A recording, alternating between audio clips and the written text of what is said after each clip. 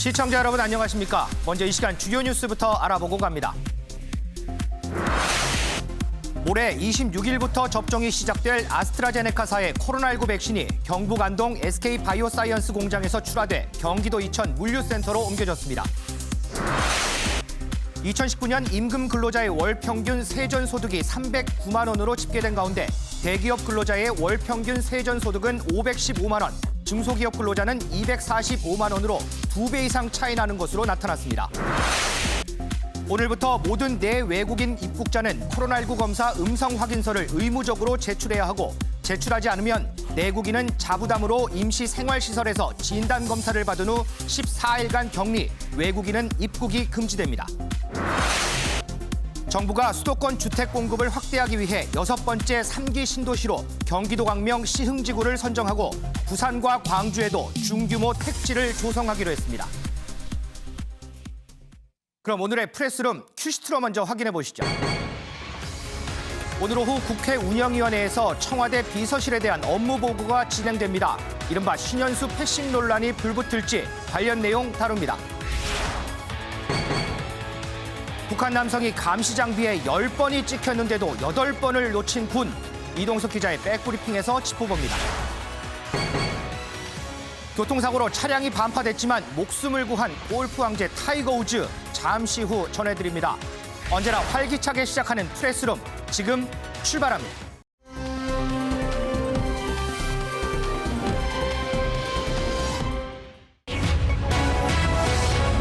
이번엔 국대 출신 선수, 초등학생 시절 성폭행 의혹. 자고 일어나면 새롭게 폭로되는 과거 학교 폭력 의혹들. 오늘도 이 문제 다뤄볼까 합니다. 김은미 기자. 네. 지금 키워드에서도 봤지만 이번에는 국가대표 출신 유명 축구 선수에 대한 폭로가 나왔더라고요. 네, 맞습니다. 오늘 오전에 이제 급작스럽게 피해자 측이 변호인을 통해서 공개한 내용입니다. 그러니까 한 줄로 요약해서 좀 말씀을 드리면 누구나 이름을 들으면 알만한 유명한 축구 선수가 초등학교 시절에 후배를 성폭행했다라는 이런 내용인데요. 네. 피해가 발생한 시점이 21년 전입니다. 2000년도에 이제 가해자는 말씀드린 그 국가대표 선수, 국가대표 출신의 유명 축구 선수랑 프로 구단에서 뛰다가 현재는 이제 교수를 하고 있는 한 명, 이제 가해자는 2명입니다. 그래서 이 가해자가 초등학교 6학년 때 한 학년 아래인 후배 5학년 후배 2명에 대해서 이제 가해 행위를 했다라는 건데 당시 축구부도 이제 같이 합숙소 생활을 하다 보니까 합숙소에서 해당 범행이 이루어졌다라는 게 피해자 측의 주장입니다. 근데 이제 울면서 이 피해자들이 싫다라고 얘기를 하면 이제 무자비한 폭행이 뒤따랐다라고 얘기를 하고 있는데요. 이제 피해자 쪽은 20년이 지난 지금까지도 이 피해자들은 그때 일을 정말 날짜까지 특정을 할 정도로 아주 상세하게 기억을 하고 있다. 그게 상당히 고통스럽기 때문에 이제 가해자의 진정성 있는 사과를 원해서 오늘 이런 폭로를 하게 됐다라고 얘기를 했습니다. 날짜까지 기억할 정도로 상세하게 폭로가 됐다. 네. 그러면 가해자로 지목된 이 당사자들 입장은 나왔어요? 네, 일단 앞서 말씀드린 가해자 2명이었었죠. 유명 축구 선수 그리고 현재는 이제 교수를 하고 있는 사람이 2명인데 2명 모두 전면 부인하고 있는 상태입니다. 전면 부인하고 있어요. 네, 일단 축구 선수 쪽에서는 사실이 아니다라고 이제 본인은 부인을 하고 있고 구단 쪽에서도 사실을 파악하고 있다라고 얘기를 했고요. 앞서 말씀드린 또 다른 가해자 한 명, 지금 현재 교수를 하고 있는 사람인데 이 사람은 황당하다. 전혀 사실이 아니다. 그리고 모든 의혹에 결백하고 어떻게 초등학생이 그럴 수가 있느냐라고 얘기를 하고 있습니다. 근데 그러면서 나보다도 지금 현재 다른 그 지목된 사람은 유명한 축구 선수인데 그 사람이 더 걱정이 된다라고 걱정까지 해줬습니다. 배종희 교수님, 지금 김은미 기자 설명 들어보셨는데 어쨌든 가해자로 지목된 당사자들은 적극적으로 부인하고 있습니다. 그런데 피해 사실은 상당히 구체적으로 기재가 돼 있습니다. 더군다나 현직의 유명 축구 선수입니다. 논란이 커지지 않을까 싶어요. 제가 볼 때는 상당히 사실에 좀 가까울 가능성이 높다 이렇게 봅니다. 왜냐하면 초등학교 6학년 시절 그리고 20년이 지난 그런 굉장히 악몽인데도 불구하고 구체적인 기억들을 제시를 하고 있거든요. 내용이 구체적이기 때문에. 그렇습니다. 날짜별로 매우 구체적이다고 지금 변호사는 밝히고 있거든요. 네. 그렇다면 과연 일방적인 한쪽의 거짓 주장일 것인가라는 부분에 대한 저는 이제 상당히 회의적이고요. 지금 이제 이런 사태를 보면서 굉장히 안타까운 것은 프로 배구계, 야구계, 뭐 연예인계 계속해서 이 폭력 문제가 우리 사회 전체적으로 지금 드러나고 있는 그런 상황 아니겠습니까? 네. 이런 현상은 결국 우리 사회에 굉장히 이 폭력이 일상화돼 있고 만연화돼 있다라는 것을 증거하는 반증이 아닌가 이렇게 생각이 되고요. 그럼 이제 이런 문제를 어떻게 좀 종식을 지어야 될 것인가 이걸 계기로 해서 역시 이제 사회적 인식이 굉장히 중요한 것 같아요. 네. 어린 시절에 철없던 시절에 어떤 장난이나 그런 게 아니고 지금 이제 피해자들은 평생 동안 잊지 못하는 거 아니겠습니까? 네. 특히 이제 가해자들은 뭐 이 사회의 스타로 주리로서 계속해서 승승장구하고 있는 모습을 보면은 그 사람들의 아픔은 더 커지는 것 같아요. 치유가 되지 않고. 네. 그래서 이런 부분 이게 한때의 철없는 장난이 아니고 무서운 범죄다. 남의 평생의 가슴을 못을 박는 그런 걸 좀 인식을 해야 되겠고 역시 두 번째로는 좀 문화가 좀 바뀌어야 되겠어요. 그렇죠. 이 체벌에 대한 문화, 가정에서부터 이 체벌은 범죄다. 절대 있어서는 안 된다라는 이제 그런 인식의 전환, 문화의 전환이 있어야 되겠고 역시 이제 마지막으로는 사회적인 검증 시스템이 좀 있어야 될 것 같아요. 그래서 뭐 방송국이라든지 또는 기획사에서도 평판조회를 좀 할 필요가 있겠고 지금 이제 선수 선발 과정에서도 이런 부분을 좀 깊게 검증하는 사회적 시스템이 세 가지 점에서 좀 보완이 있어야 되지 않나 이런 생각이 좀 듭니다.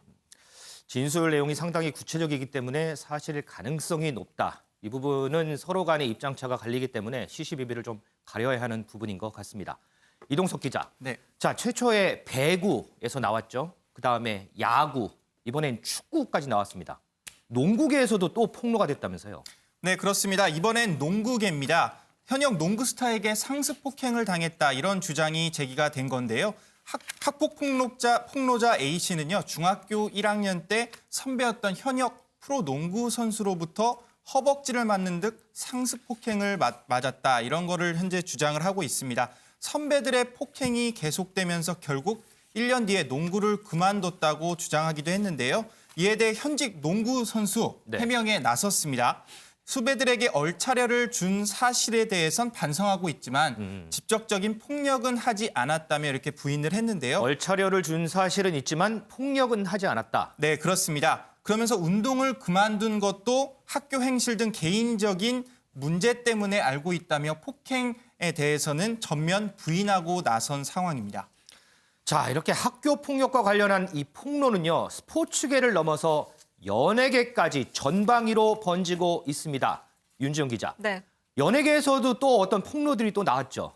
네, 맞습니다. 이번에는 가수 현아 씨와 그리고 아이돌 이달의 소녀의 멤버 중에 한 명인 추 씨에 대한 학폭 폭로가 나왔습니다. 네. 이 현아 씨에 대해서는요. 현아 씨를 포함해서 동창생들에게 초등학생 시절 뺨을 맞았다라는 이 폭로글이 나온 건데요. 네. 여기에 대해서 현아 씨는 직접 SNS를 통해서 전혀 사실 무근이다라는 입장을 전했습니다. 이후에 이 해당 폭로글은 온라인 이 커뮤니티에서 삭제가 된 상황입니다. 삭제가 됐어요? 네, 또 추 씨에 대해서는요. 추 씨의 중학교 동창이다라고 밝힌 이 글쓴이가 추 씨로부터 왕따를 당했다라는 폭로글을 올렸는데요. 추 씨의 소속사는 이게 허위 사실이라면서 법적 대응을 하겠다는 방침을 밝혔습니다. 그러자 폭로자가 하루 만에 자신이 적었던 모든 내용은 과장된 내용이었다. 그리고 학창 시절에 사이가 좋지 않아서 시간이 흐르다 보니까 기억이 각색되고 변한 것 같다. 이렇게 사과를 하기도 했습니다.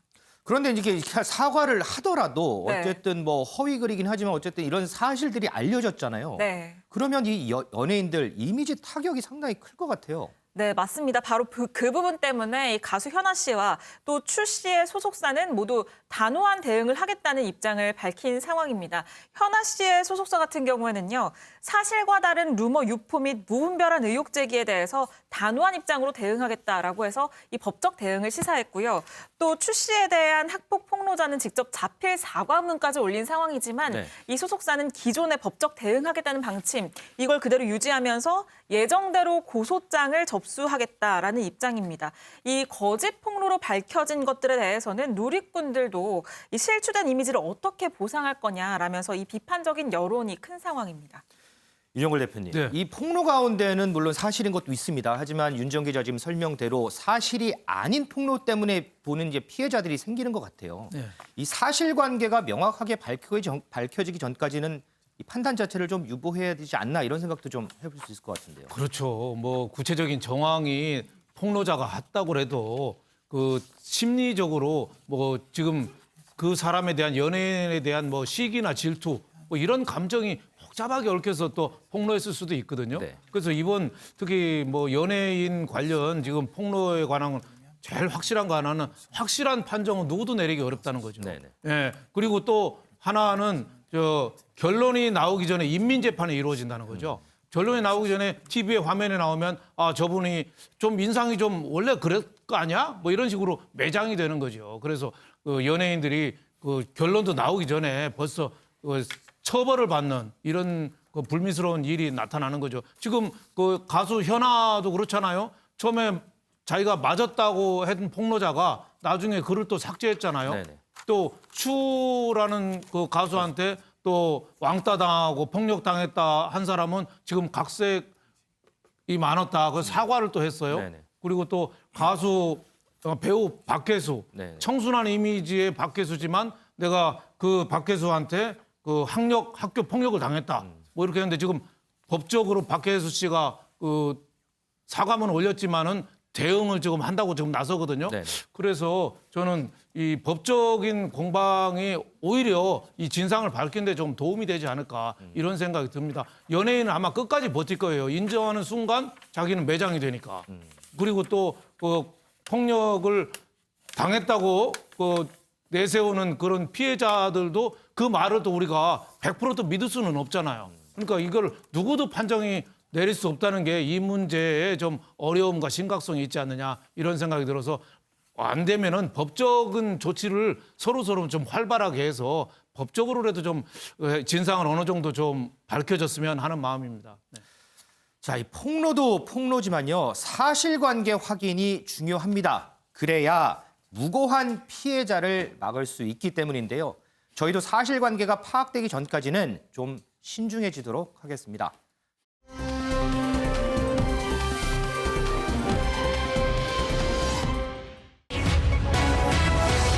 골프 왕제 타이거 우즈 차량 전복 사고. 자, 골프 왕제 타이거 우즈의 교통사고 소식이 들려왔습니다. 김은미 기자. 네. 타이거 우즈 사고 어떻게 난 거예요? 말씀하신 것처럼 지금 전복 사고입니다. 오늘 아침에 들려온 소식이었는데요. 미국 캘리포니아에서 타이거 우즈가 탄 차량이 도로 중앙분리대를 들이받고 그 도로 밖을 넘어서 산비탈로 한 9m 정도를 떼굴떼굴 굴러서 지금 보시는 것처럼 저렇게 거의 폐차 수준으로 지금 차가 크게 전복이 된 상황입니다. 아이고. 그러니까 최초에 알려진 바로는 지금 저렇게 전복된 저 차 도구를 이용해서 절단을 해서 거기서 타이거 우즈를 구조했다라고 알려졌었는데 확인을 해보니까 그건 아니고 이제 차량 앞유리를 좀 뜯어내고 그리고 난 다음에 이제 타이거 우즈를 구조를 했다라고 해요. 근데 상당히 큰 사고였었는데 사고가 일어난 원인 그러니까 일단은 현재로서는 과속으로 보입니다. 과속이요? 네, 왜냐하면 사고가 난 지점이 이제 내리막길에 이제 약간 그 곡선 구간이었었다라고 합니다. 네. 근데 여기서 이제 과속을 하니까 이제 속도를 이기지 못하고 중앙분리대를 들이받고 그리고 이제 밖에 말씀드린 것처럼 산비탈 아래로 이제 굴러 떨어진 그런 상황으로 보이는데 네, 경찰 말로는 이게 약물이나 아니면 알코올 냄새 같은 다른 징후는 발견하지 못했다라고 얘기를 했습니다. 근데 경찰이 약물, 알코올까지 얘기를 하는 게 왜 저런 얘기를 하지 싶을 수도 있는데 이번이 지금 타이거 우즈 3번째 교통사고거든요. 아, 3번째 교통사고요? 네, 이제 앞서서 2009년, 2017년에 있었는데 2009년에는 이제 새벽에 집에서 차를 빼다가 이제 옆에 소화전을 들이받고 이제 정말 그 의식을 잃은 상태였었고 2017년에 걸렸을 때는 그때는 이제 수면제 그리고 진통제 등을 먹고 의식불명 상태였었어서 당시 음주운전이 의심이 돼서 음주운전 혐의로 체포까지 됐었던 전력이 있습니다. 조금 전에 이제 사고 난 차량 봤는데 저 정도 사고면 타이거 우즈 부상도 심각하겠어요. 네, 맞습니다. 그 차를 보면 거의 정말 폐차 수준으로 심각하게 찌그러져 있는데요. 지금 일단 생명에는 지장이 없는 상태라고는 얘기를 합니다. 아, 생명에는 지장이 없어요? 네, 하지만 이제 복합 골절상을 입었다라고 지금 전해지고 있는데 가장 우려되는 부분이 다리의 부상이 상당히 심하다고 해요. 그래서 차에서 구조를 하자마자 바로 이제 다리에 대해서 긴급 수술에 들어간 상태입니다.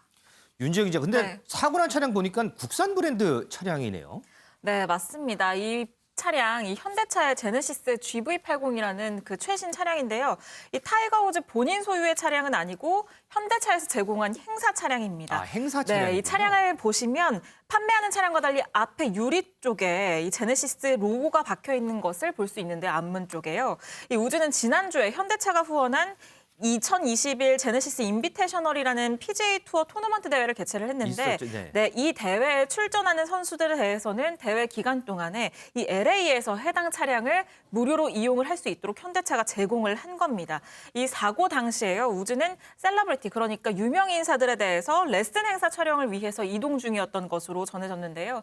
이 차량이 사고 당시에 외관상으로 봤을 때는 앞범퍼와 차량 앞부분이 굉장히 많이 손상이 되어 있었는데 그렇죠. 현재 언론에 따르면 이 차량 내부 공간 자체는 손상이 거의 없었다고 해요. 오. 또 에어백도 정상적으로 작동을 해서 우즈는 다행히 생명에 지장은 없는 상태라고 지금 전하고 있습니다. 그래도 참 불행 중에 다행이군요. 네. 이에 대해서 각계에서 지금 이 타이거 우즈 쾌유비는 메시지 이어지고 있죠? 네, 맞습니다. 이 PGA 투어 동료들을 비롯해서 각계각층에서 이 타이거 우즈의 쾌유를 비는 메시지들이 이어지고 있는데요. 특히나 트럼프 전 대통령도 메시지를 전했습니다. 트럼프 전 대통령 저희도 이전에 소개를 해드렸는데 지난 1월에 트위터 계정이 정지가 됐거든요. 그랬죠. 본인의 트위터 계정은요. 그런 대신에 이 제임스 밀러 선임 고문의 트위터 계정을 빌려서 대신 이 메시지를 전한 겁니다. 아, 본인 트위터가 안 되니까 다른 사람 트위터를 빌려서 메시지를 냈어요? 네, 맞습니다. 트럼프 전 대통령은 빠른 쾌유를 빈다라면서 당신은 진정한 챔피언이다라고 밝혔습니다. 트럼프 전 대통령의 재임 당시에 이 두 사람은 함께 라운딩도 하고 했을 정도로 굉장히 친분이 두터운 사이로 알려졌는데요. 지금 오른쪽에 보시는 저 사진, 저게 지난 2019년도에 트럼프 전 대통령이 타이거 우즈에게 민간인이 받을 수 있는 최고의 훈장인 자유의 메달을 수여하던 그 당시의 모습입니다. 네. 이 자유의 메달은 수상자를 대통령이 직접 뽑는데 스포츠인으로는 자유의 메달을 받은 사람이 33명, 저때 당시에 33명밖에 안 될 정도로 뭐 현역 선수에게는 최고의 명예라고 할 수 있고요. 그래서 타이거 우즈도 수상 당시에 가족들과 모두 함께 이 수여식에 참석을 했고 또 수여 소감을 전하면서 울먹이기도 했을 정도로 굉장히 큰 영예인데 저 자유의 메달 수상 당시에 이 저 수상자를 대통령이 직접 뽑는다는 점에서 일부 언론들은 트럼프가 개인적으로 타이거 우즈와 너무 친해서 이 개인적인 친분 관계 때문에 준 것 아니냐라는 비판을 내놓기도 했었습니다. 배 교수님도 타이거 우즈 좋아하시죠?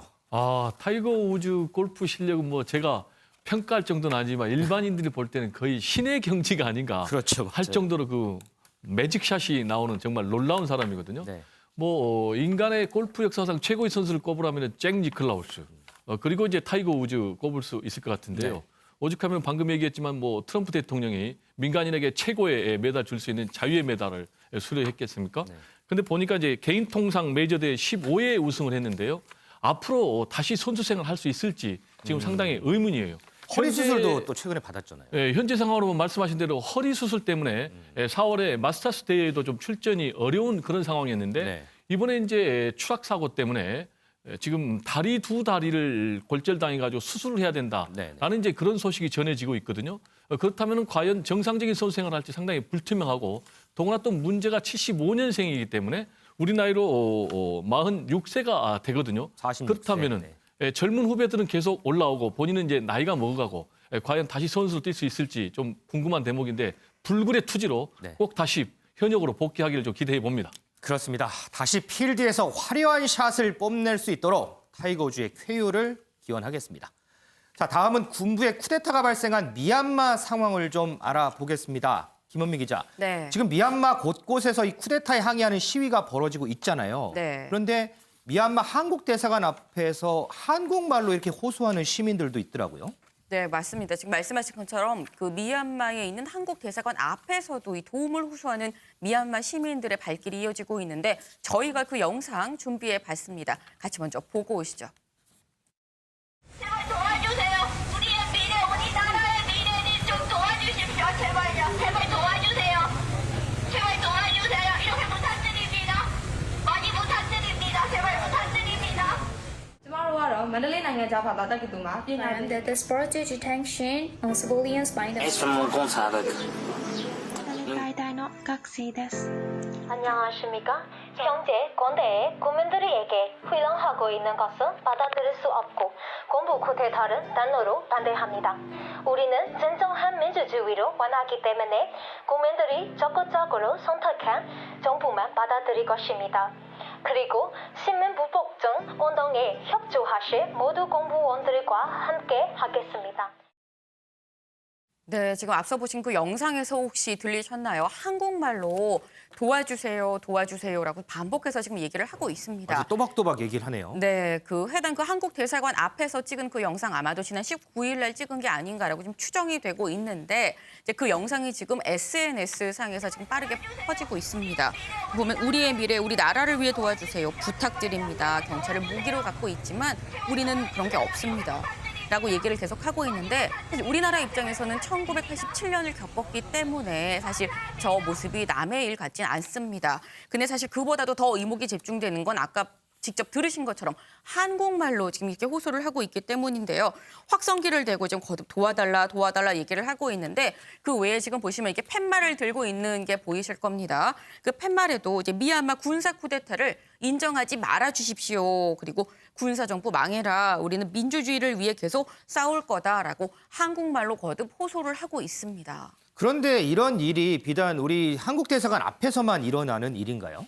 네, 꼭 그렇지는 않습니다. 사실 그 앞서 보신 그 영상 한국 대사관 앞에서 한국말로 호소하는 영상이 지금 SNS상에서 뭐 많이 퍼지고 있다고 말씀을 드렸는데 그보다 먼저 퍼진 영상이 있습니다. 바로 이제 미얀마에 있는 프랑스 대사관 앞에서 있었던 일인데요. 그 프랑스 대사관 앞에서 지금 보시는 것처럼 그 CCTV 앞에서 홀로 외롭게 지금 팻말을 들고 한 소녀가 지금 서 있습니다. CCTV에 이제 보이도록 저렇게 서 있는 거죠? 네, 맞습니다. 지금 저 팻말에는 쿠데타에 반대한다라는 이런 내용이 지금 적혀 있는데 저렇게 홀로 CCTV 앞에서 3시간이 넘도록 서 있었다라고 합니다.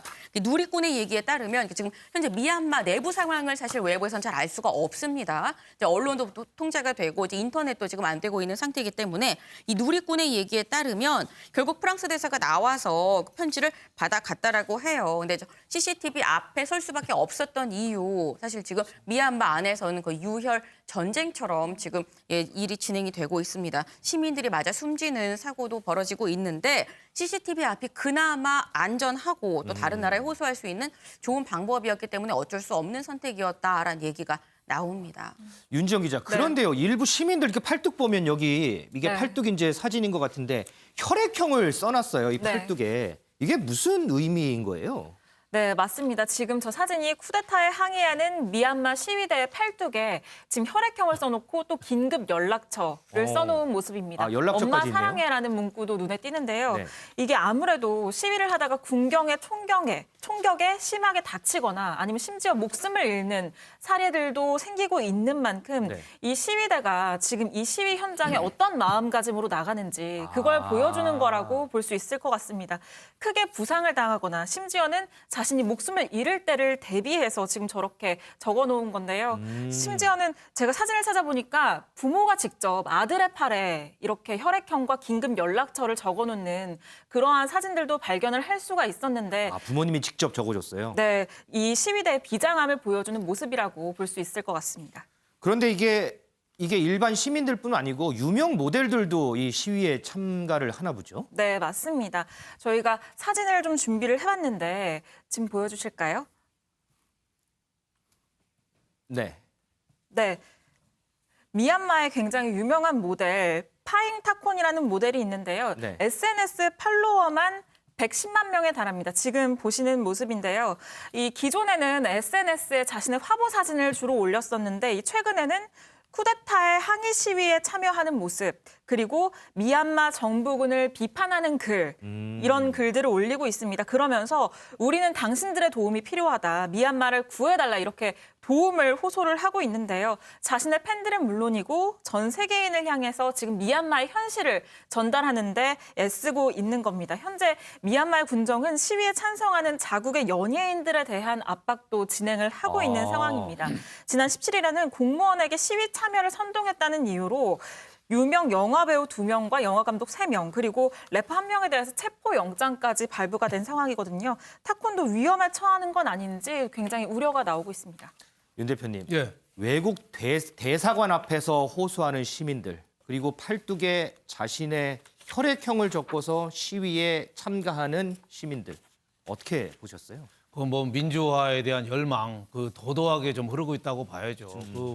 그 팔뚝에 혈액형도 쓰고 주소도 쓰고 하는 거는 유사시에 자기 다치면은 그 빨리 수혈을 해달라는 거 아니겠어요? 네. 그러니까 비폭력 집회를 하더라도 그 피해 할 때 좀 해달라. 그리고 해외 대사관과는 외국 그 국제 여론이 좀 지원 좀 해달라. 그런 간절한 목소리가 아닌가 싶어요. 저는 그 버마, 그 미얀마 이 사태를 보면은 우리 87년도 그 6월 항쟁 때 그때 생각이 나서 상당히 좀 가슴이 아픕니다. 그때 저는 뭐 쫄병 풋내기 기자 됐는데 명동이나 서울시청 광화문에 넥타이 부대들이 쫙 깔렸어요. 그때 비폭력 집회했거든요. 네네. 그때 전두환 대통령이 헌법을 계속 개헌 안 하겠다. 네네. 그리고 박종철 고문 사건 있었죠. 이한열 그 연세대학생 그 맞아서 네네. 그 사망한 거 있었죠. 부천서 성고문 사건 있었죠. 그러니까 막 거리에 한 100만 이상이 나와서 결국은 6.29 선언으로 해서 직선제 개헌을 수용하면서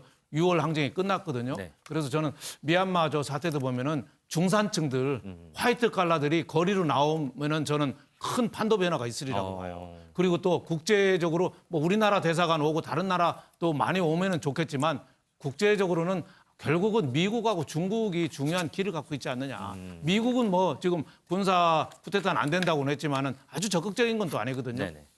중국은 또 어정쩡하게 지금 미얀마 오히려 군부를 지원해주고 있어요. 그래서 미얀마 그 항의하는 시민들이 중국에 대해서 굉장히 반감을 갖고 있는데 결국 미국과 중국이 자기네 태평양 주도권 갖고 싸우는데 미얀마를 끌어들이기 위해서 버마 군부, 미얀마 군부에 대해서 눈치 보지 말고 정말 민주주의를 지켜야 된다. 군사 쿠데타는 더 이상 없어야 된다. 이런 신념으로 좀 강하게 좀 밀어붙여야 된다. 이런 생각이 좀 듭니다. 여러분, 이게 어떤 의미인지 아십니까? 독재에 대한 저항의 의미입니다.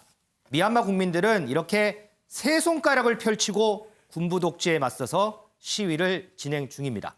민주주의는 언젠가 승리한다는 사실, 미얀마 국민들도 다 알고 있을 겁니다.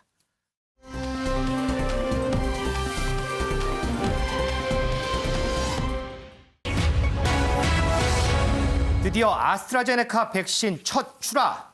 자, 먼저 어제 코로나19 신규 확진자는 440명으로 사흘 만에 다시 400명대로 올라섰습니다.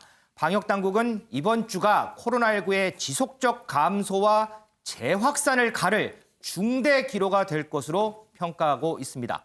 이런 가운데 모레부터 접종이 시작될 아스트라제네카 백신이 그 모습을 드러냈습니다. 영상 먼저 보고 오겠습니다.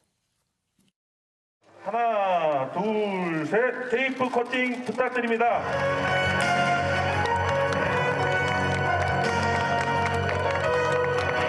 참으로 역사적인 날이고 지금이 바로 그 순간입니다. 예, 지금 정상현 총리님께서 사명된 봉인지를 차량에 부착하고 계십니다. 시점을 맞춰주시면 되고 출발하시라고 합니다. 네, 출발! 네, 큰 박수 부탁드리겠습니다.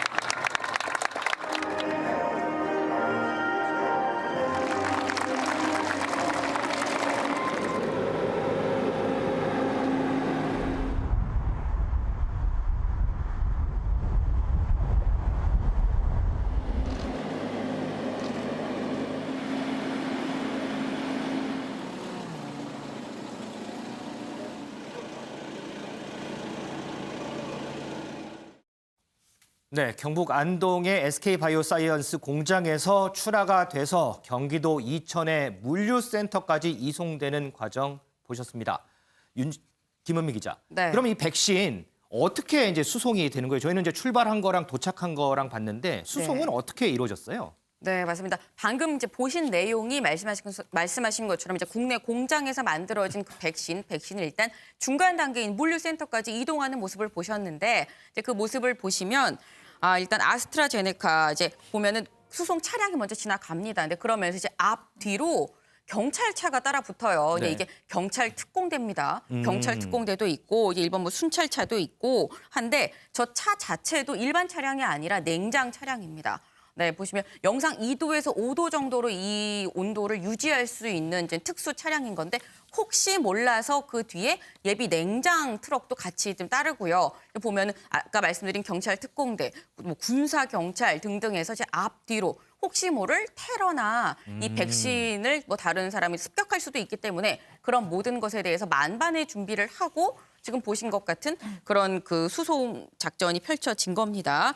근데 지금 보신 거는 이제 물류센터에 도착한 것까지거든요. 네. 그런데 이제 이 도착한 백신이 이제 소분하고 이제 개별 포장을 해야 됩니다. 그렇죠. 포장을 해서 지금 보신 저것처럼 이제 앞뒤로 뭐 정말 뚜껑대까지 붙고 혹시 모를 예비 냉장 트럭까지 같이 해서 내일 이제 보건소, 병원 등등으로 이송이 되게 됩니다. 근데 이제 물류센터에서 이제 접종할 장소로 다시 또 이송이 되는군요. 네, 근데 지금 보신 거는 이제 국내에서 생산된 아스트라제네카가 지금 저렇게 이송이 되는 거고 화이자 백신도 곧 들어옵니다. 화이자 백신도 이제 금요일 26일 날 이제 들어오게 되는데 화이자 백신의 경우는 27일 그 다음 날인 토요일 날 이제 맞게 되거든요. 네. 때문에 금요일 날 26일 날 인천공항으로 들어오고 이게 이제 다음 날인 27일 토요일 날 접종이 시작되게 됩니다. 그럼 화이자 백신은 국내에서 이제 생산이 안 된 거니까 해외에서 비행기로 이제 해서 들어오는 거죠? 맞습니다.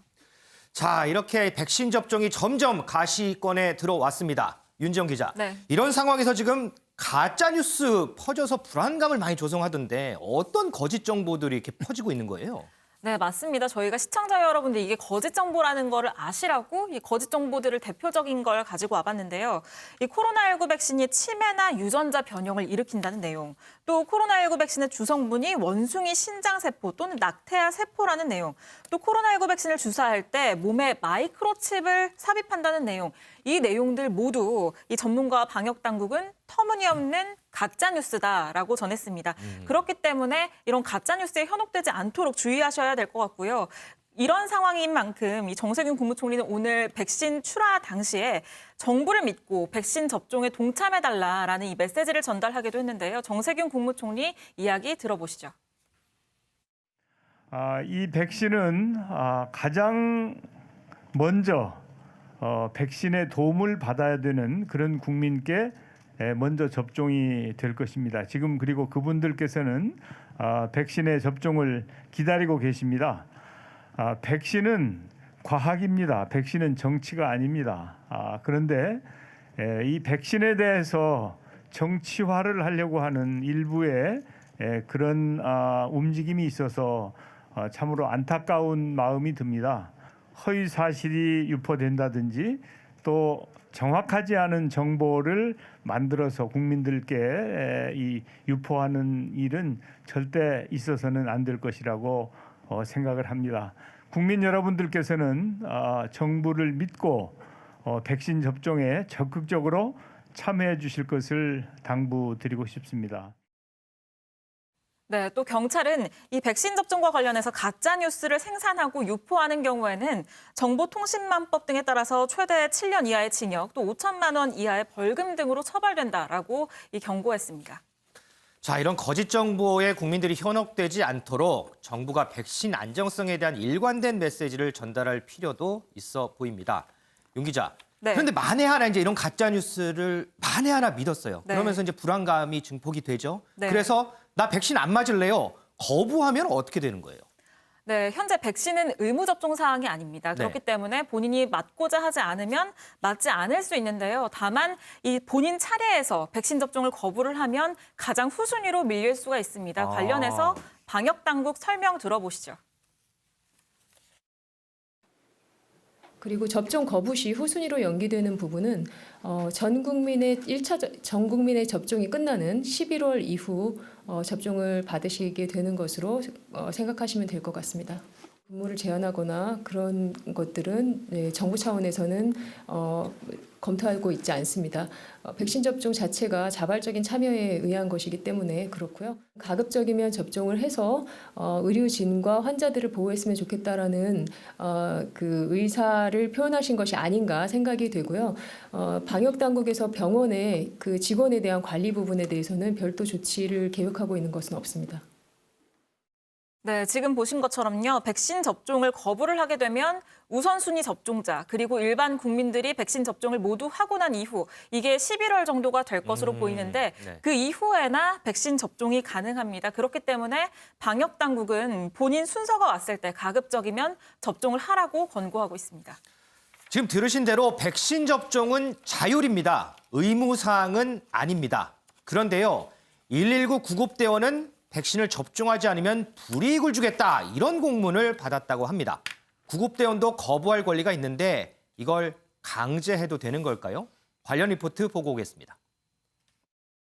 아직은 의무적으로 접종을 적용하고 있는 그런 대상은 현재는 없습니다. 그래서 확진이 됐다 하더라도 그걸로 인한 추가적인 전파에 대해서는 구상권 청구를 할 계획을 다음 달부터 코로나19 1차 대응 요원에게 접종을 시작하는데 방역당국의 설명과는 달리 119 구급대원들은 사실상 반강제로 접종을 해야 합니다. 소방청이 전국 소방서에 보낸 공문을 보면 접종을 희망하지 않는 직원의 명단과 사유를 자세하게 기술해 제출하라고 쓰여 있습니다. 미접종 이유에 대한 증빙 서류를 제출하라는 곳도 있어 소방관 온라인 커뮤니티에선 실험 대상이 된 것 같다는 불만이 터져나왔습니다. 이게 희망자 여부를 물어보는 게 아니고 지금 강제 상황이지 않습니까? 이게 지금 너무 억울하기도 해가지고 구급대원들 거의 대부분이 미동의하는 부분이 많더라고요. 구급대원들은 미접종 시 현장 업무에서 배제되고 감시 대상이 되는 등 업무에 불이익을 받을 수 있습니다. 웬만하면 배제하는 쪽으로 가겠죠. 또 이제 모니터링은 어쩔 수 없이 각 행정부서에서는 할 수밖에 없는 거겠죠. 계속 뭔가 감시를 받아야 된다라는 느낌은 받으실 수 있을 거라고 생각합니다. 이 밖에 코로나19 진단검사 결과를 일주일마다 제출해야 하고 확진 시 구상권을 청구할 계획도 있는 걸로 확인됐습니다. 소방청은 공문을 보낸 것은 사실이지만 접종하지 않더라도 불이익을 줄 방침은 없다고 해명했습니다. MBN 뉴스 심가현입니다. 지금 이제 뒤로 보시는 사진이 당시 해당 공문인데 배 교수님 리포트 보셨죠? 사실상 지금 강제하고 있는 거잖아요. 지금 이제 소방 측에서는 강제가 아니고 그리고 구체적인 피해 사례를 명시하지 않고 있다. 이 보면은 구체적으로 명단이 누구냐 그리고 그 사유가 뭐냐를 제출하라는 것이지 뭐 어떤 벌칙을 주겠다라는 것은 아니거든요. 지금 개인의 자유냐 이 문제가 아니면은 공동체의 건강 어느 것이 더 우선하느냐라는 건 지금 계속되는 논쟁이에요. 그래서 이제 우리나라에서도 실제로 지난번 8.15 보수단체 집회 관련해서 법원에서 일부 집회 결사의 자유를 제한하기도 했지 않습니까? 그래서 국민의 기본권을 상황에 따라서 제약을 한 이유는 역시 공동체의 건강 안전이 더 중요하다. 그런 판단인데요. 보니까 이제 로마 바티칸 교황청 같은 경우도 해고 지침까지 내렸어요. 그 이유는 전체 직원들의 건강이 중요하다라는 것이고요. 또 인도네시아 수도 자카르타에서는요. 이 백신 접종을 맞지 않는 사람에게는 우리 돈으로 40만 원의 벌금까지 부과하는 그런 벌금 제도까지 도입을 하고 있고요. 또 영국에서는요. 이 백신 접종을 맞은 사람들에 한해서 구직 면접 기회를 준다고 그래요. 그래서 이제 다시 돌아와서 소방 공무원의 경우는 저는 좀 특별한 직업인 것 같습니다. 왜냐하면 일반 사람들 구출하니까 접촉을 해야 되잖아요. 그냥 밀접 접촉을 해야 되잖아요. 그런데 만약에 본인이 감염이 돼 있다면 그걸 감염을 이제 전파하는 그런 전파자가 되고 또 하나는 이제 본인이 백신 접종을 안 맞았을 경우에는 감염자를 접촉할 때 또 본인이 또 감염이 될 수가 있기 때문에 그런 측면에서 제가 볼 때는 강제는 아니어도 좀 스스로 백신 접종을 하는 것이 본인을 위해서 공동체의 건강을 위해서 다 좋은 것이 아닌가 이런 생각이 좀 듭니다. 나와 국민의 건강을 위해서 백신 접종을 하는 게 좋을 것 같다. 그렇습니다. 김원미 기자. 이 지금 백신 안정성 야당에서는 계속해서 백신 안정성 문제 삼으면서 백신 1호 접종자 문재인 대통령이 돼야 한다 이런 주장까지 나오잖아요. 그런데 또 반면에서 여당 의원들은 또 본인이 먼저 맞겠다 이렇게 팔을 걷어붙이더라고요. 네, 맞습니다. 사실 이런 논란이 지금 계속되고 있기 때문에 정은경 질병 그 청장이 이렇게 밝혔었습니다. 우선순위에 맞게 다 맞출 거다라는 취지로 얘기를 했었습니다. 그래서 논란이 좀 잠재워지나 싶었었는데 이제 어쨌거나 민주당 의원들이 지금 거듭 우리가 1호로 맞겠다라고 지금 얘기를 하고 있습니다. 네, 지금 보시는 게 지금 그 내용인데요. 각각 그 민주당 의원에 먼저 그 청와대 대변인을 했었던 고민정 의원이 대통령을 끌어들여서 정쟁화시키면 안 된다. 나라도 먼저 맞겠다라고 얘기를 하기도 했고요. 이재정 민주당 의원 끝내 백신을 못 믿겠다면 나라도 먼저 맞겠다. 그리고 이소영 민주당 의원은 이제 먼저 팔을 정말 걷어붙인 사진이랑 같이 글을 올렸습니다. 그래서 언제든 팔을 걷고 나서겠다. 정부를 믿어달라라고 얘기를 했는데요. 뭐 그 외에도 뭐 박주민, 김용민, 홍정민 등등 이제 민주당의 초재선 의원들이 SNS를 통해서 내가 먼저 맞을 수 있다라고 얘기하고 나선 상태입니다. 근데 저렇게 해도 이제 접종 순서가 있기 때문에 국회의원이라고 해서 먼저 맞을 수 있는 건 아니잖아요. 그렇죠. 자, 이런 가운데요. 해외 출장을 다녀온 국회의원들이 코로나 검사와 관련해서 특혜를 받았다. 이런 논란이 일고 있습니다. 윤지영 기자, 이거는 어떻게 된 상황인 거예요? 네, 박병석 국회의장을 비롯해서 국회의원 6명이 최근에 6박 9일 일정으로 중동 순방을 다녀왔는데요. 네. 여기에서 입국해서 코로나19 검사를 받는 과정에서 특혜를 받았다는 의혹이 나오고 있습니다. 이유는요, 이 공무상 국외 출장을 다녀온 사람들은 격리 면제자에 해당됩니다. 이 사람들은 코로나19 검사를 임시 생활시설에서 받게 되는데요. 네. 그래서 지난 6월부터 해외 입국자에 대한 임시 생활시설로 운영을 하는 한 5성급 호텔에 가게 됐습니다. 네. 그런데 통상적으로는 이 검체 채취를 이 호텔 1층 로비 쪽에서 하게 되는데 이 국회의원 6명에 대한 검체 채취는 이 호텔의 스위트룸에서 이루어졌다는 겁니다. 스위트룸이요? 네, 그렇기 때문에 이 특혜 의혹이 일고 있는데요. 이들은 검사 후에 즉시 귀가 조치가 됐고요. 다만 방역 기준에서는 해외 입국자를 대상으로 하는 코로나19 검사는 임시생활시설 내에서 진행하는 것으로만 규정돼 있지 이 생활시설 내에 뭐 1층에서 하는지 룸에서 하는지 이 부분에 대한 규정은 따로 없다는 점은 주의하셔야 될 것 같습니다. 그러니까 이제 호텔 로비에 그냥 서서 간단하게 검체 채취를 하면 되는데 네. 굳이 스위트룸까지 올라가서 편안하게 있으면서 검체 채취를 했다는 거잖아요. 네, 맞습니다. 그럼 이에 대해서 지금 박병석 국회의장까지 포함이 됐으면 국회 사무처에서도 어떤 입장이 나왔을 것 같아요? 네, 국회 사무처는 특혜 의혹은 부인을 했습니다. 아, 부인했어요? 별도의 스위트룸 등을 포함해서 어떤 객실도 먼저 요구한 적이 없다라는 겁니다. 다만 이 국회 사무처는 장관급 이상의 경우 별도의 방을 배정받아서 검사를 한다는 호텔, 그러니까 임시생활시설 측의 안내에 따라서 방에서 검사를 실시했다라고 이 의혹을 부인했습니다. 이런 논란이 나오지 않도록요. 당시에 의원단이 뭐 호텔 측에서 제시를 했더라도 스위트룸을 거부하고 그냥 로비에서 이렇게 검체 채취를 했으면 어땠을까 하는 그런 아쉬움도 좀 드네요. 자, 지난해 대구 경북을 중심으로 코로나19가 유행했을 당시에요. 의료 체계 공백으로 숨진 고등학생이 있었습니다. 김은미 기자. 네. 지금 이거 뒤에 사진도 나오는데 당시에 이제 그 고등학생 아버지가 경북에서 청와대까지 도보 행진을 한다고 하는데 어떤 연유가 있는 거예요? 네, 맞습니다. 이 아버지 경북의 한 병원에서 청와대까지 이제 거리가 무려 380km에 달합니다. 근데 이 먼 거리를 그러니까 그제인 지난 22일부터 이제 도보 대장정을 시작을 했는데요. 이런 도보 대장정을 시작한 이유 이 아버지가 직접 밝혔습니다. 같이 들어보고 오시겠습니다.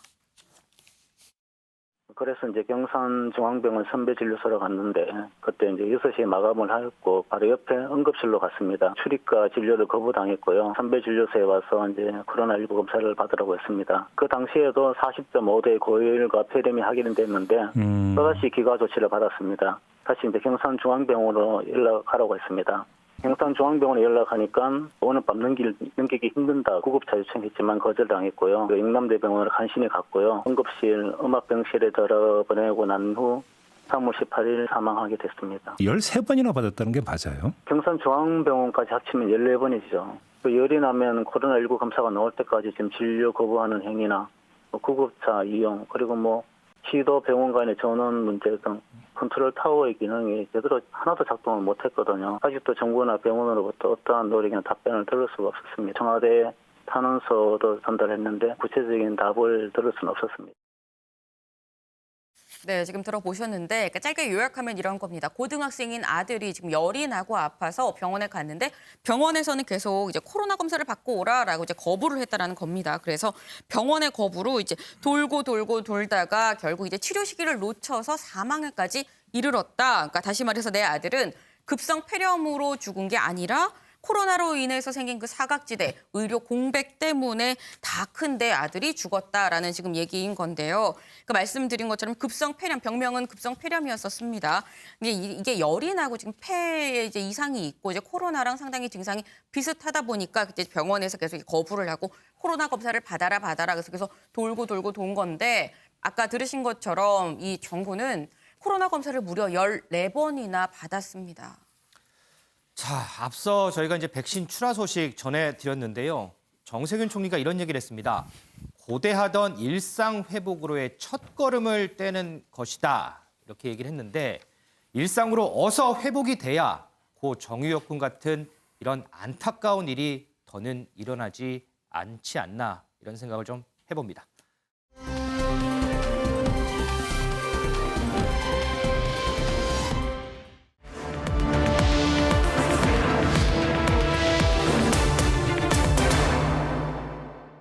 이동석 기자, 먼저요. 이 북한 남성이 어떻게 귀순했을까? 이 과정도 드러났죠. 네, 그렇습니다. 북한 남성은 지난 16일 새벽이었죠.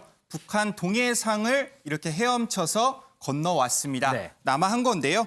약 3.2km 구간을 잠수복과 오리발에 의존한 채 약 6시간 동안 수영을 했다. 이렇게 주장을 하고 있습니다. 네네. 16일 오전 1시 5분쯤에는요.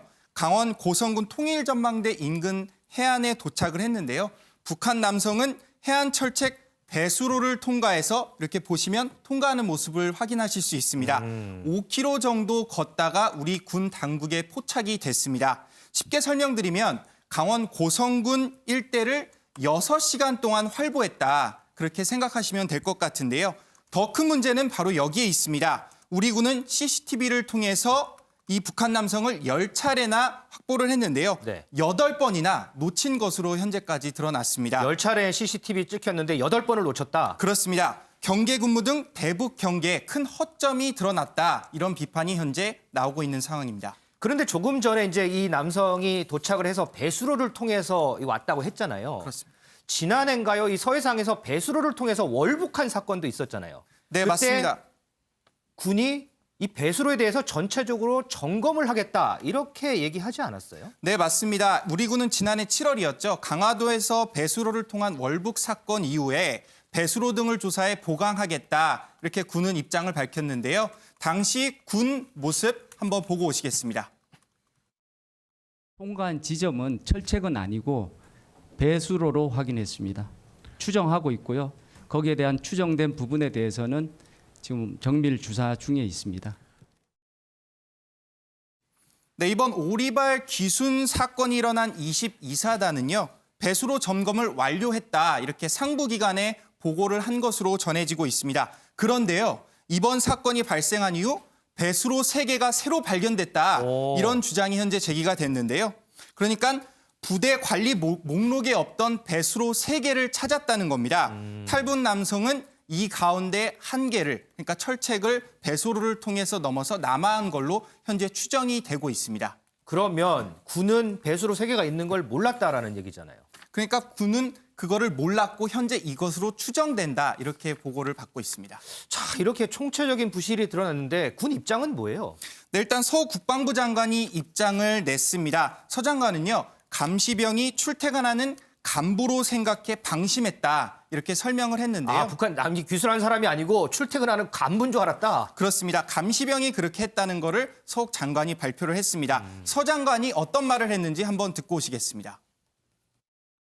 과학화 감시 장비가 오작동을 포함해서 이런 것 조금 어려움이 있었던 것도 사실이고 경계 작전에 투입돼 있는 초병들이 조금 더 정밀하게 좀 확인했으면 지금 말씀하시는 대로 하면 이제 상황이 조금 위중하다고 판단됐으면 아마 금방 보고했을 텐데 그 상황을 아마 출퇴근하는 간부 정도로 생각을 해서 자기네들끼리 조치하고자 했던 걸로 현재 보여집니다. 네, 사건 당일에 동해안의 세찬 바람 탓에 1분에 3차례가 넘게 경보음이 발생을 했고요. 늘 있는 오작동일 것이다. 이렇게 감시병이 무시를 했다는 겁니다.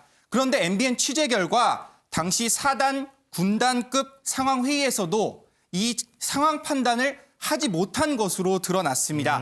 예, 결국 오리발 기순 사태가 경계병 한두 명 잘못이 아닌 군의 총체적인 경계 부실을 보여준 게 아닐까 싶습니다.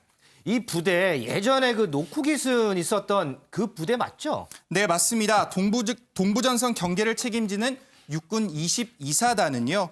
전방 30km 그리고 해상 60km에 대한 경계 근무를 현재 펼치고 있습니다. 다른 GOP 사단의 경계 책임 구역인 25km에서 40km, 그러니까 굉장히 책임 구역이 넓다 이렇게 생각하시면 될 것 같은데요. 네. 저도 GOP 근무를 해봤지만 GOP 근무 상당히 어렵습니다. GOP 근무 해봤어요? 그렇습니다. 이같이 동부 전선같이 산악 지형일 경우에 경계 근무는 배로 힘이 들 수밖에 없을 것 같은데요. 산악 지형 탓에 구조적인 문제에 노출돼 있다. 이런 우려 섞인 목소리가 꾸준히 제기된 바 있습니다. 군은 반복되는 경계 실패에 대해 전반적인 실태를 조사하겠다. 이렇게 밝힌 상태입니다. 작전에 실패한 지휘관은 용서해도 경계에 실패한 지휘관은 용서할 수 없다 이런 말이 있는데 언제까지 이런 일이 반복돼야 하는 건지 모르겠습니다. 이 기자 수고했습니다.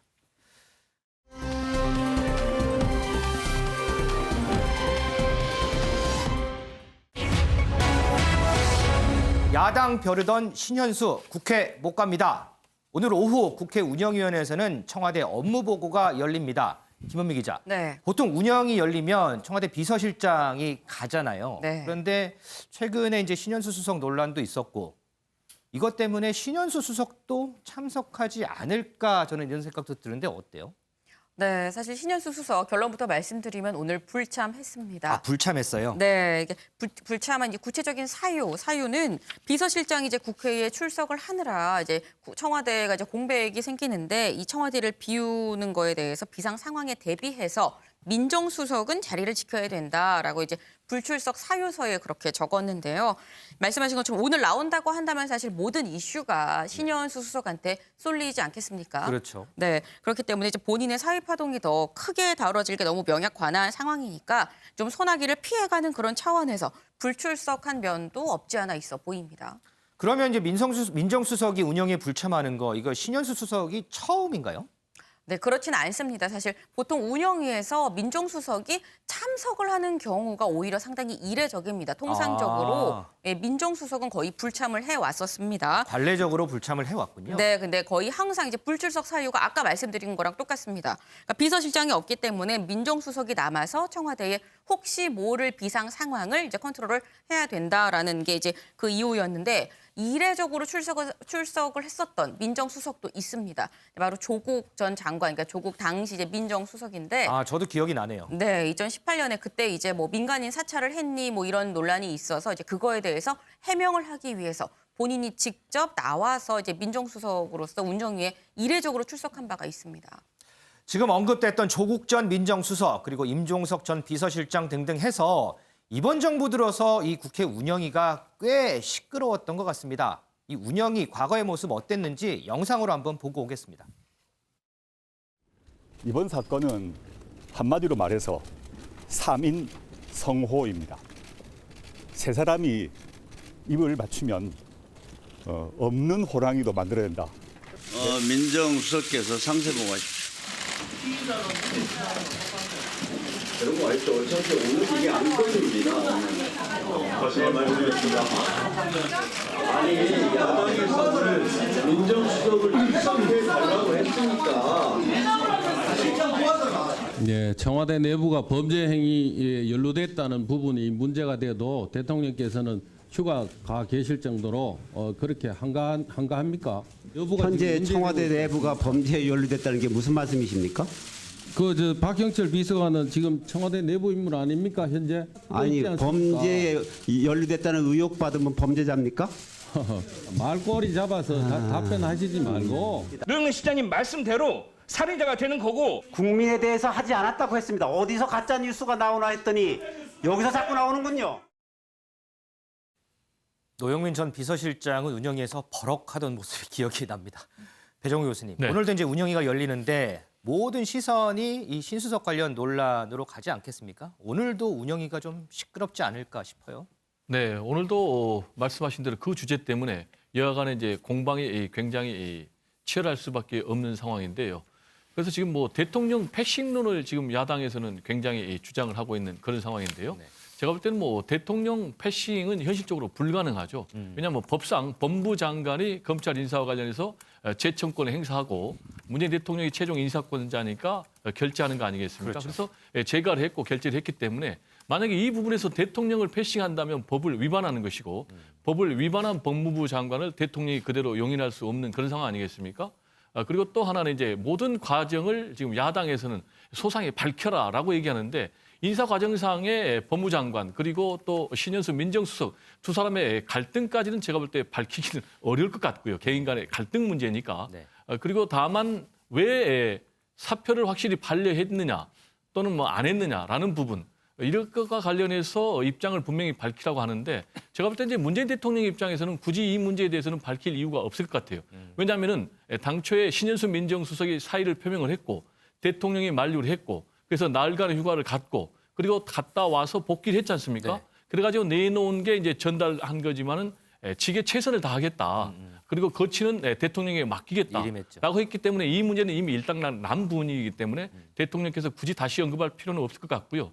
다만 이제 앞으로 어떻게 될 것인가라는 문제와 관련해서는 두 가지 전망이 엇갈려요. 하나는 일정 기간 지나면 구체적으로는 뭐 4월 선거 이후에 또는 윤석열 검찰총장 7월 임기 끝나면은 조치를 할 것이다라는 전망. 아니다. 끝까지 갈 것이다. 이 두 가지 전망이 있는데 제가 볼 때는 이거는 이제 검찰의 기조 문제와 관련된 거지만 비가 온 뒤에 땅이 굳어질 가능성이 굉장히 높기 때문에 오히려 제가 볼 때는 끝까지 갈 가능성이 남아있다. 왜냐하면 이미 본인이 입장을 최대한 살려줬고 대통령께서 그리고 다시 복귀를 했기 때문에 제가 볼 때는 그런 위기들을 넘은 상황이니까 오히려 끝까지 갈 가능성이 더 많지 않나 이렇게 저는 전망을 해봅니다.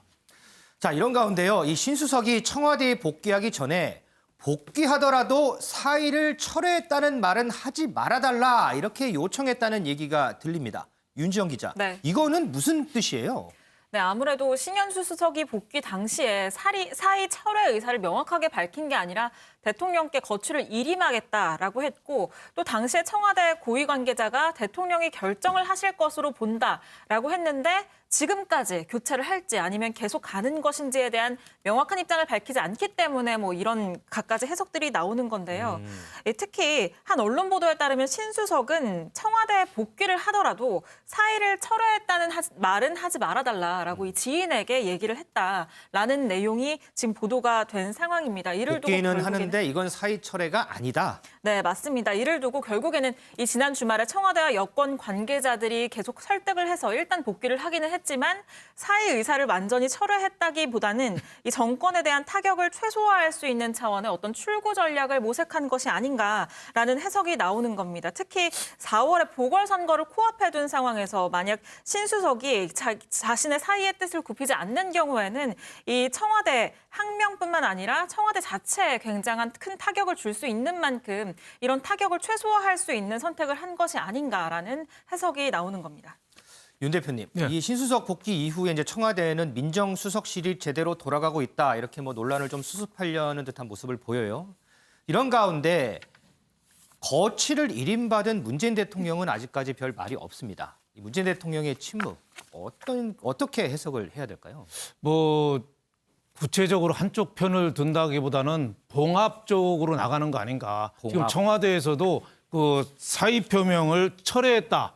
예? 신현수 수석에 그렇게 발표를 안 하잖아요. 그렇죠. 일단락 됐다고만 발표하거든요. 그러니까 박범계 장관이 문 대통령까지 패싱했느냐. 지금 이것까지 논란이잖아요. 그러니까 지금 계속 좀 국민의힘에서 뭐 고발까지 한다고 하고 했는데 저기에 대해서 문 대통령이 조금 확실한 좀 판단을 좀 내려줘야 되는데 그냥 우선 보궐선거가 이제 4월 초 얼마 안 남았으니까 그때까지는 일단 끌고 가자. 그 이후에 뭐 윤석열 검찰총장 7월 임기가 끝나는 걸 계기로 해서 뭐 교체하든지 해보자 하는데 제가 보기에는 국민들한테 도대체 무슨 일이 있었는지 좀 소상히 밝히고 그리고 행동으로 빨리 옮겨야 된다고 봐요. 행동으로 옮기는 거는 박범계 장관이 대통령 재가도 맡기 전에 만약에 인사를 했다면 이거는 법치주의 위반이잖아요. 그건 해임해야죠. 그리고 아니면 그게 아니다. 뭐 청와대에서 아니다라고는 했습니다만은 그냥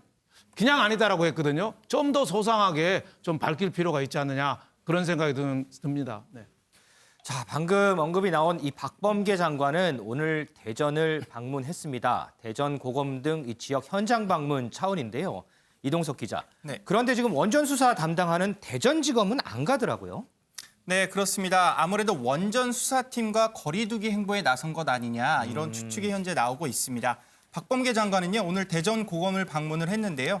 박 장관의 대전행은 취임 후 3번째 일정입니다. 네. 그리고 일선청 방문으로는 2번째 행보인데요. 대전 고검을 가면서 바로 옆에 있는 대전지검 방문을 생략했다는 건 분명 원전 수사팀과 거리두기에 나서지 않았냐 이런 생각이고요. 박 장관은 오늘 예정에도 없던 기자간담회를 열었습니다. 아, 대전에서요? 그렇습니다. 기자간담회에서요. 검찰 개혁과 관련해 발언을 내놨는데요. 일부 언론에서 속도 조절론이란 표현으로 뭉뚱그려 다루는 듯하다면서 대통령에게 당부드린 바 없고 대통령에게도 그런 표현을 쓰지 않았다고 강조를 했습니다.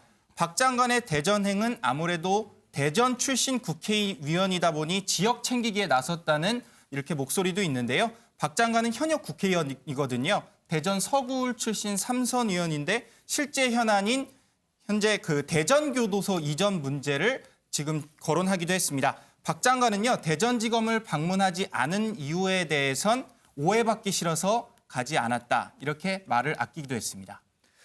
자, 조금 전에 이제 운영위가 개의가 됐습니다. 이 유 비서실장이 이번 파동과 관련해서 송구하다는 입장을 낸 것으로 알려지고 있는데 오늘 운영위 관련해서는 내일 이 시간에 더 자세히 전해드리도록 하겠습니다.